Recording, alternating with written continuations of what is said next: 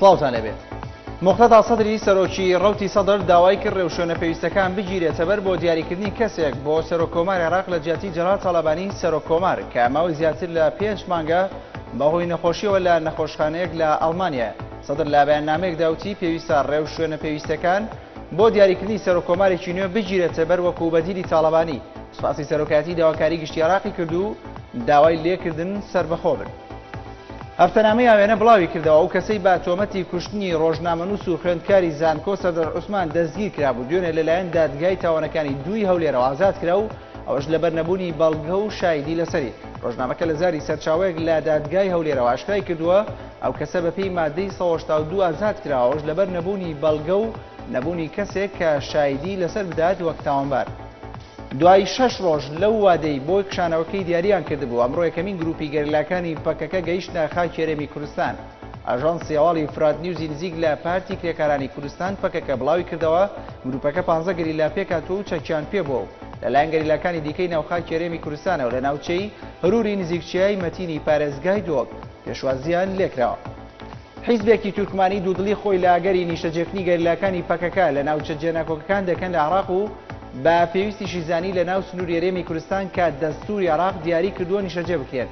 مەکتەبی سیاسی حیزبی تورکمانایلی ڕاگەیاند دەستخۆشی لە ڕێکەوتنی ئاشتی نێوان تورکیا و پەکەکە دەکات کە بەوەی گەریلاکانی ئەو پارتە دەستیان بە پاشەکشە کردووە. بەڵام لامان کادا زۆرت بە دوودڵی دەکات لەگەری نیشتەجێکنی گەریلاکان لە ناوچە جێناکۆکەکان.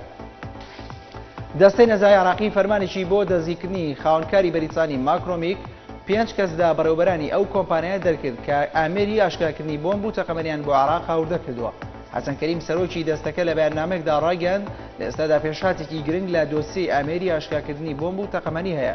ئەویش دەرکردنی فەرمانی دەستگیرکردنی جیمیس ماکرۆمیکی پیاوی خاوەنکاری بەریتانی و 5 بەڕێوەبەری ئەو کۆمپانیایە کە ئامێرەکانیان ئامادە کردو ڕانەی هەناردەی عێراقیان کردووە.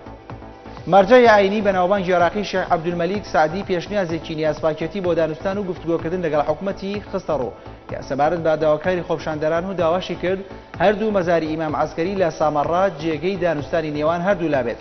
شێخ عەبدولمەلیک سعدی ڕایگەیاند داوای کردووە لیژنێک لە گۆڕەپانەکانی ماگرتن لە عێراق پێک بێنێت تا ئەنجامدانی گفتوگۆ و دانوستان لەگەڵ حکوومەتی ئیتیحادیدا بگرێتە ئەستۆ سەبارەت بە داواکاری خۆپشاندەران.